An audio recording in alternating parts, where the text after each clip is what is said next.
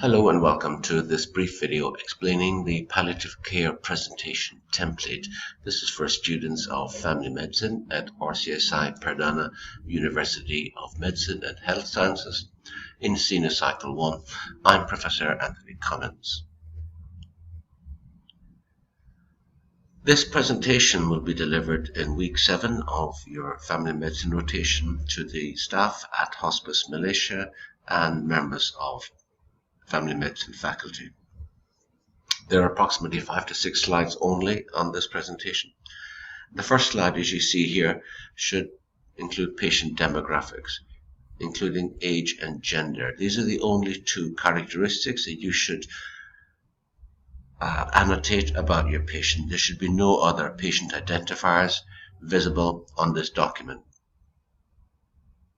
You should also outline the family situation, family dynamic, the basic background. This is this person married, single, living alone, living with family, etc.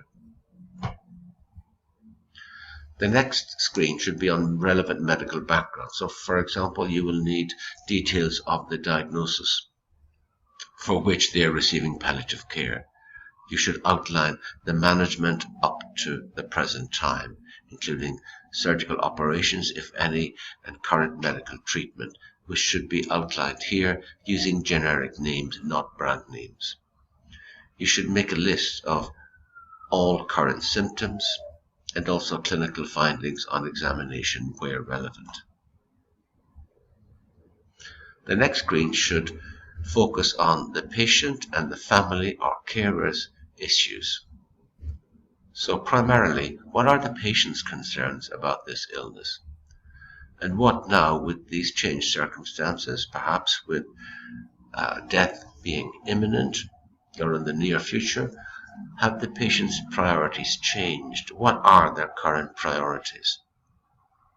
You also would need to explore here your patient's understanding of the diagnosis and also what is the outcome or prognosis. Are they aware of this? You may want to discuss about concerns expressed or implied by both family or carers. This is also an opportunity to look at potential ethical challenges that you have identified during your contact with this family. You need to give here also your own overall assessment and your management plan. So simply do not rehash the management plan that exists in the patient's notes or that has been discussed at meetings with the palliative care nurses, but what are your own ideas of how this patient should be managed? Finally, there's a section here, a screen dedicated to student issues. You should describe here any learning need that you have identified during the writing up of this patient case and related to one of the learning outcomes of the palliative care module and also the learning outcomes of the family medicine rotation. And these in turn are linked to the learning outcomes of the medical graduate profile of RCSI Perdana, University of Medicine and Health Sciences. Thank you.